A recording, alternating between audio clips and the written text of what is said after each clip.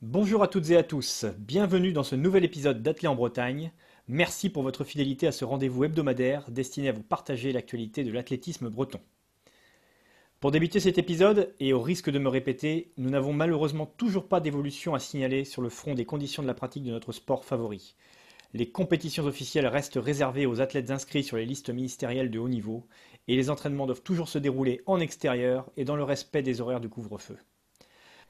À ce sujet, je débuterai en rappelant d'une manière générale que les contraintes appliquées à la pratique du sport ne sont que l'application de décisions gouvernementales et en aucun cas le fait des fédérations sportives. Il est donc inutile de s'en prendre aux bénévoles présents dans certaines instances, ils sont aussi désolés que nous tous de la situation.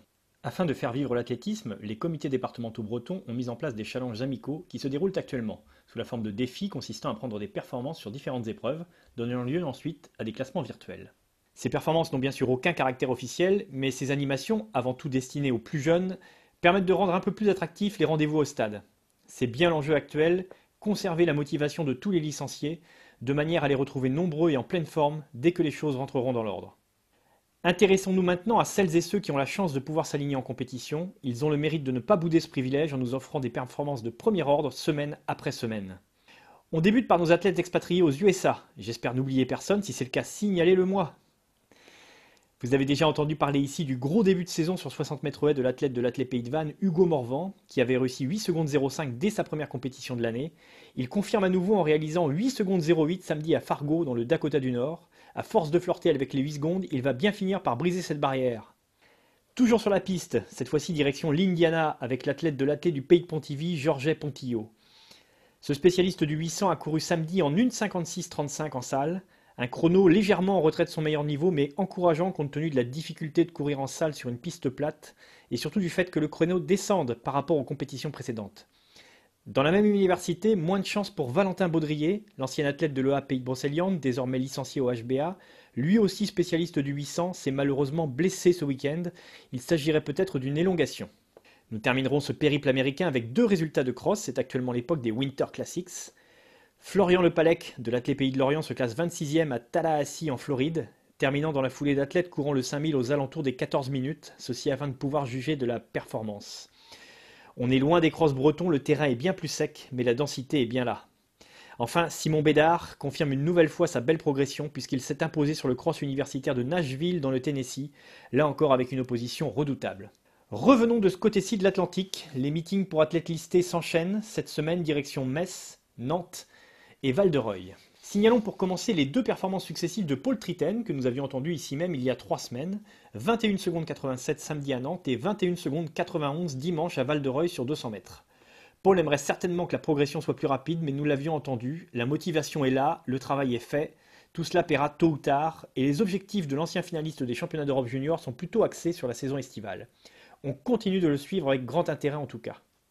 Léna Candissounon nous l'avait annoncé ici même il y a 2 semaines. Elle devait s'aligner sur un gros 800 à Metz ce week-end à l'occasion du meeting élite qui y était organisé. Une course très dense, avec pas moins de 5 athlètes au départ disposant de records personnels sur 800 inférieurs à 2 minutes. À l'arrivée, nouvelle meilleure performance en salle pour Léna qui réalise 2,03,33, toute proche de son record en plein air. La satisfaction est là, même si Léna pense qu'elle peut encore corriger certains aspects tactiques de ses courses. Oui, je suis contente du chrono, mais après, bon, la forme de course, tout va bien. Physiquement, tout va bien. Je suis en forme en ce moment. J'ai pas encore tous les codes du demi-fond et toutes les subtilités pour savoir bien courir tactiquement. Donc, j'ai essayé de faire de mon mieux, mais c'est un peu compliqué. Je me fais un peu balloter. Il y a 2-3 fois où je suis obligée de mettre la main pour pas tomber sur les filles devant. Donc, voilà. Et je finis très, très fort sur le dernier 200 mètres. Le dernier 200 mètres est plus rapide que les 200 mètres centraux. Et c'est pas normal. Je peux gagner encore un peu, grappiller quelques dixièmes sur ce plan-là. Dans le dernier virage, on a l'impression que tu pourrais doubler, que tu es impatiente, mais tu attends l'entrée de la ligne droite pour te décaler. Ouais, c'est exactement ça. Et on m'a toujours dit quand j'étais petite, faut pas doubler dans le virage, tu déportes pas dans le virage, t'attends la ligne droite pour doubler. Mais en fait, j'aurais dû le faire parce que j'étais coincée et enfin, je me courais dessus. Donc j'aurais dû aller au 2 et mettre mon accélération au 2, même si c'était un virage, c'était pas très grave. Au moins, je me courais pas dessus. Mais bon, j'ai attendu sagement, j'aurais peut-être dû faire autrement, mais c'est compliqué sur le moment de se dire et d'avoir le réflexe de doubler ou de prendre des décisions. A posteriori, ça semble un peu bête et je m'en veux beaucoup, mais sur le moment, c'est très compliqué et j'ai beaucoup de respect pour tous les demi-fondeurs parce que moi, je suis une sprinteuse qui découvre le demi-fond et il y a plein de subtilités et c'est assez dur finalement. Une course d'autant plus difficile tactiquement que le niveau des différentes concurrentes était extrêmement homogène. Le panel de niveau, c'est de 2 minutes à 2,03 en gros, et tout le monde peut passer en 59. C'est un peu le problème. C'est compliqué, tout le monde peut pas passer en 59 au 400. Il y en a qui seront devant, il y en a qui seront derrière, et du coup, c'est un peu la bagarre. Et voilà, faut que j'apprenne à m'imposer et que j'ose aussi. Avec ce chrono, on se rapproche de la marque en salle d'Élodie Guégan, qui détient le record de Bretagne en 2,01,33. C'est atteignable dès cette année? Oh, ça sera trop juste cette année, je pense. J'ai déjà mis une énorme claque à mon record, et là, je me rapproche de ce que j'ai fait à l'extérieur, donc c'est déjà très bien. Compte tenu de ton niveau de forme, quelles seront tes ambitions pour les championnats de France à Miramas dans 2 semaines?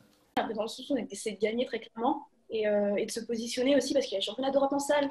Les minima, c'est 2-0-0. Donc, il y a plusieurs solutions pour aller au championnat d'Europe en salle. Soit on fait les minima directement et après, avec un titre de championnat de France, on est sûr d'y aller. Ou soit on est bien placé au bilan européen et grâce à un titre de champion de France, la Fédé nous emmène. Donc, le but, c'est d'abaisser mon chrono le plus possible pour me rapprocher des minima, voire faire les minima.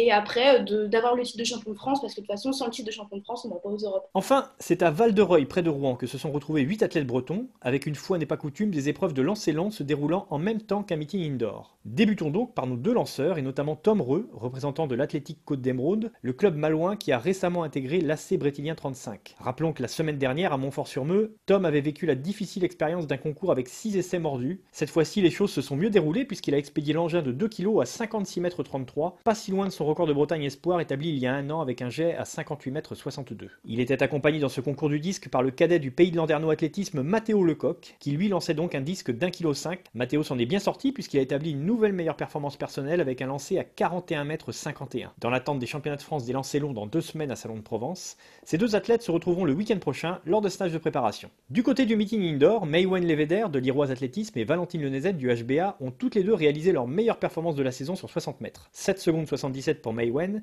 et 7 secondes 84 pour Valentine. Cette dernière s'alignait également sur 400 mètres. Celle qui fut championne de France en salle sur la distance quand elle était cadette s'attendait certainement à mieux que ce chrono de 59 secondes 10, mais sa persévérance finira par payer. Allez Valentine. Chez les garçons, on signalera le nouveau record personnel sur 400 en salle de l'athlète de l'EA Cesson, Hugo Baudu, en 48 secondes 59, un chrono qu'il place au 4e rang du bilan espoir sur la distance cet hiver, à confirmer donc lors des prochains championnats de France. Une médaille est tout à fait envisageable pour l'athlète entraîné par Dominique Duvigneau. Enfin, toujours dans le cadre de ce meeting de Val-de-Reuil, Maël Gouillette a une nouvelle fois confirmé sa montée en forme progressive, le chrono descendant à chaque sortie. Après ses 3,54 il y a 2 semaines sur 1500 à Miramas, après ses 8,21 sur 3000 à Mondeville la semaine dernière, Maël a battu son record personnel sur 3000 en courant cette fois en 8,16,69. L'objectif, c'est voilà, de progresser à chaque sortie. Comme je l'avais dit, c'est de continuer à se découvrir avec mon nouveau groupe d'entraînement, mon nouveau coach, avec Marc. Donc voilà, on met en place des réglages. Tout n'est pas parfait encore, mais voilà, là, je rentre de Val-de-Reuil et le mot que j'ai envie de retenir, c'est être rassuré et avoir pris de la confiance. C'est surtout ça que j'ai envie de retenir aujourd'hui. Et donc voilà, on est en train de continuer à se découvrir, d'apprendre ensemble. Et c'est le plus important. Et là, vraiment, je pense que le déclic de la course aujourd'hui, déjà de faire son record, je sens qu'il y a encore de la marge. Comme aujourd'hui, pendant la course, tout n'était pas parfait. Voilà, je vois qu'il y a encore une marge de progression à ce niveau-là. Et puis voilà, ouais, je suis content aujourd'hui, je suis rassuré. Les sensations reviennent très bien. Donc voilà, il n'y a pas de raison. Et puis on va aller à Miramas avec vraiment des grosses ambitions. Tu réalises donc 8 minutes 16 ce week-end à Val-de-Reuil, tu es en pleine progression actuellement, tu peux donc viser plus haut prochainement. Ouais, c'est clair. Bah, déjà, ouais, la semaine dernière à Mondeville, c'est parti très très fort. Et puis voilà, c'était le premier 3000 de la saison. Ouais, clairement, je suis parti vite et j'en ai payé les frais dès le 1500 mètres où voilà, j'étais plus dans le coup. Et au fil des tours, comme 15 tours, c'est assez long, je voyais le chrono qui descendait. Et puis, ouais, j'étais plus trop dans ma course, plus trop lucide. Donc voilà, l'objectif aujourd'hui, c'était de rebondir après cette, on va dire, contre-perf. Et donc voilà, aujourd'hui, on est parti sur un tempo régulier. Je me suis un peu endormi, mais je finis fort. Je dois finir en 29 le dernier 200. Donc je vois qu'il y a encore de la marge et que je peux aller chercher un chrono entre 8,5 et 8,10, quoi. Je pense que j'ai les qualités en ce moment pour être dans ces eaux-là. J'en avais terminé notre échange sur les impressions suite aux performances de ce week-end. Quand est survenu ce bel hommage des deux athlètes à leur entraîneur Marc Creuset et à leur groupe d'entraînement, je vous laisse apprécier ces mots forts qui donnent certaines clés de la réussite en athlétisme: la passion, le plaisir, l'émulation, le groupe.